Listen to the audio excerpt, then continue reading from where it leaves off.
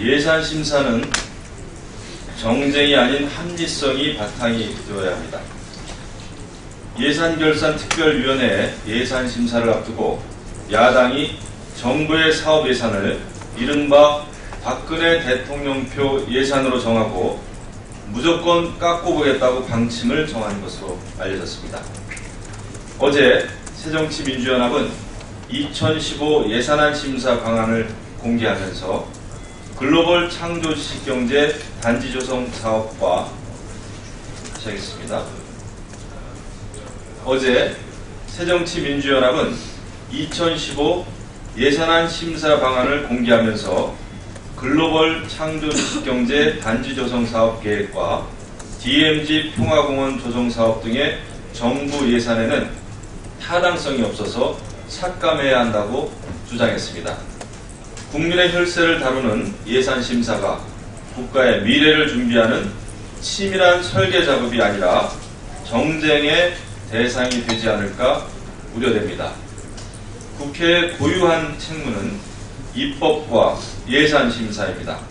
이 가운데 정기국회에서의 예산 심의는 나라 살림을 꾸리는 가장 중차대한 일입니다. 물론 야당이 정부 예산을 심사하면서 그 타당성을 검증하는 것은 필요한 일입니다. 물론 야당이 정부 예산을 심사하면서 그 타당성을 검증하는 것은 필요한 일입니다. 그러나 정부가 만든 예산안의 의미를 비하하며 무조건 삭감하겠다고 나서는 것은 명백한 정치적인 행위입니다. 우리 경제는 지금 장기 불황의 긴 터널에 진입하기 직전에 놓여 있습니다. 올해 3분기 성장률은 단 한 차례도 경기 회복세의 기준점으로 여겨지는 1%를 넘지 못하고 있습니다. 이러한 중차대한 시기에 야당이 나라 살림살이를 정쟁의 도구로서 공세를 취하는 일은 지금 같은 위기 상황에서는 금물입니다. 야당은 모두를 위한 위기 극복 정책이 제때에 집중될 수 있도록 책임있는 공당으로서 합리적인 판단을 내려야 할 것입니다. 아울러 대통령과 여당을 향해 등을 돌리는 태도는 그만하시오.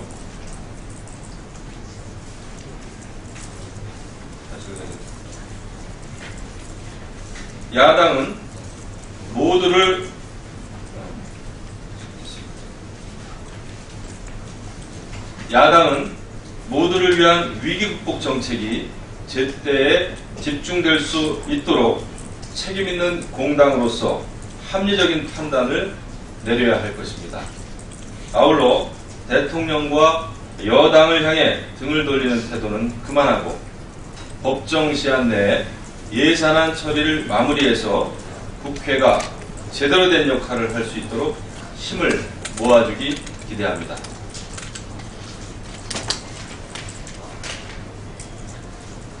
선거구 획정 논의 시기와 관련해서 말씀드리겠습니다. 헌법재판소는 지난달 30일 선거구별 인구 편차를 2대1 이하로 바꿔야 한다고 결정했습니다.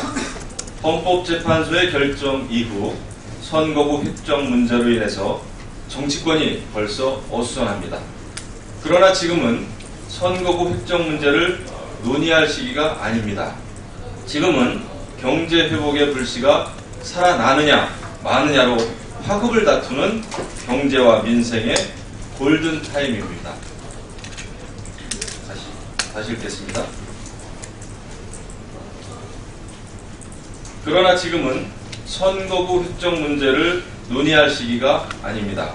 지금은 경제 회복의 불씨가 살아나느냐 마느냐로 화급을 다투는 경제와 민생의 골든 타임입니다. 다시 읽겠습니다. 그러나 지금은 선거구 획정 문제를 논의할 시기가 아닙니다. 지금은 경제 회복의 불씨가 살아나느냐 마느냐로 화급을 다투는 경제와 민생의 골든 타임이라고 생각합니다. 예산안 법정 처리 시한인 12월 2일까지 한 달밖에 남지 않았습니다. 예산안을 꼼꼼하고 철저하게 심사하려면 단 1분 1초도 다른 것에 견눈질할 시간이 없습니다. 경제 활성화와 민생 안정을 위한 법안들은 어떠합니까? 먼지가 뽀얗게 쌓인 채 국회에서 처리되기만을 기다리고 있습니다. 선거구 획정 논의는 예산안과 경제 및 다시 하겠습니다. 선거구 획정 논의는 예산안과 경제 및 민생 법안을 처리하고 난 정기국회 이후에 정치권이 합리적인 기준을 가지고 차분히 논의해도 늦지 않습니다. 그 어떠한 것도 다시요. 흔들리지 않겠네.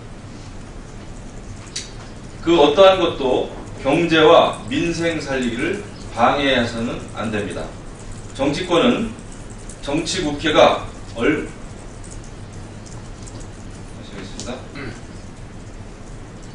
그 어떠한 것도 경제와 민생 살리기를 방해해서는 안 됩니다. 정치권은 정기국회가 얼마 남지 않았음을 다시 한번 자각하고 경제와 민생을 되살리는데 온전히 집중해야 할 것입니다. 다음은 세월호법 합의 정신 살려서 여야는 공무원연금 개혁도 박차를 가해야 한다는 내용이 되겠습니다.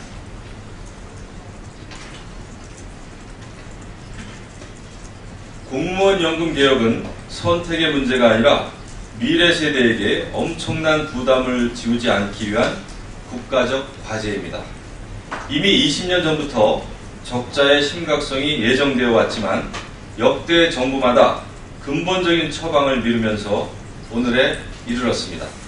정치권은 공무원연금 개혁이 시급한 국가적 과제임을 누구보다도 잘 알고 있습니다. 국민과 동행해야 하는 정치인으로서 정치적 유불리를 떠나 공무원연금 개혁안을 만들어 여야가 머리를 맞대고 논의해야 합니다. 지금 개혁하지 않으면 향후 10년 동안 국가에서 보전해야 할 금액만 5조 지금 개혁하지 않으면 향후 10년 동안 국가에서 보전해야 할 금액만 53조 원입니다. 이를 모른 척하는 것은 국회의원으로서의 직무유기이자 부모 세대로서의 책임 회피입니다.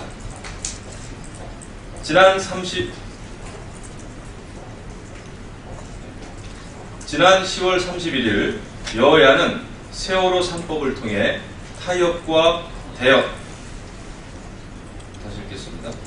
오늘 진짜 컨디션 안 좋네. 지난 10월 31일 여야는 세월호 3법을 통해 대화와 타협, 합의 정신을 국민들께 보여드렸습니다. 이제는 공무원 연금 개혁안입니다. 정치권은 이를 국민의 기대와 요구에 부응하고 정치개혁, 국가개혁의 첫 단추를 꿰는 계기로 삼을 수 있어야 합니다. 여야는 저성장의 계곡에서 국민적 절망이 크고 깊을 때 진정으로 국민들을 위한 현실적 대안과 진정성을 보여서 신뢰를 회복해야 할 의무가 있습니다. 공무원연금 개혁안을 처리하는 것이 지금 경제를 다시 세울 수 있는 마지막 골든타임입니다. 여야 모두 국가 미래를 위한 작업에 협력해 나갑시다. 끝 문장 다시 하겠습니다. 공무원연금 개혁안을 처리하는 것이 지금 경제를 다시 세울 수 있는 마지막 골든타임입니다. 여야 모두 국가 미래를 위한 작업에 협력해 나갑시다. 다음은 공공기관 정상화 관련입니다. 지금 대한민국은 곳곳에서 비정상의 정상화 지금 대한민국은 곳곳에서 비정상의 정상화가 진행 중입니다. 이 중 하나가 바로 공공기관 정상화입니다. 공공기관의 무분별한 방만 경영과 막대한 부채는 고질병이 되었습니다. 국회는 공공기관의 이러한 행태를 매번 지적해왔고 지난해 국정감사를 통해서 강도 높은 질타와 비판을 가했습니다. 이에 정부는 지난해 말 공공기관 정상화 대책을 발표하면서 공공기관 개혁에 시동을 걸었습니다. 그 가시적인 성과가 점점 나타나고 있습니다. 정부는 지난달 30일 제20차 공공기관 운영위원회를 열고 공공기관 정상화 중간 평가 결과를 발표했습니다. 이에 따르면 38개 방만경영 중점관리기관 중 37개 기관이 방만경영 개선 계획을 이행했고 부채 중점관리기관 역시 부채를 기존 계획보다 초과 감축했다고 합니다.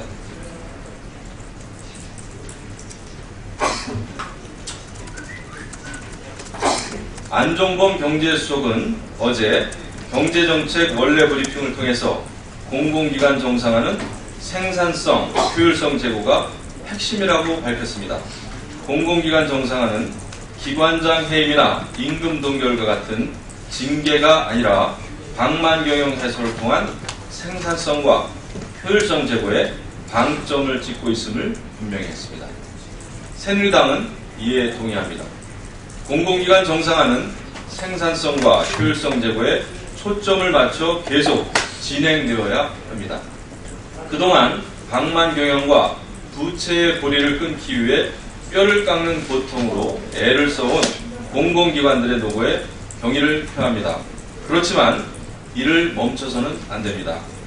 앞으로도 지속적인 혁신을 바탕으로 생산성과 효율성을 제고해서 우리 경제와 국가 경쟁력 향상에 기여해 주기를 바랍니다.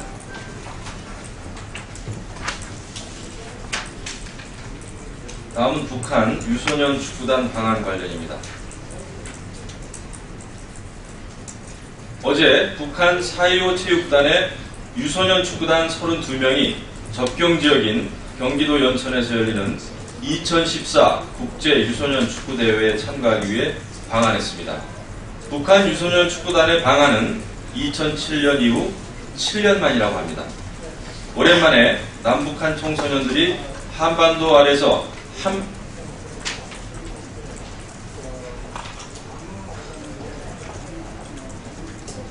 읽겠습니다. 북한 유소년 축구단의 방한은 2007년 이후 7년 만이라고 합니다. 오랜만에 남북한 청소년들이 한 운동장에서 함께 뛸 모습을 상상하니 참으로 흐뭇하며 북한 선수들의 방한을 환영합니다.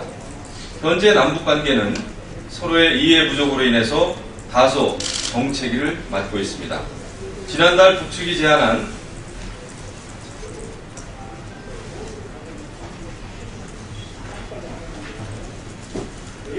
다시 읽겠습니다.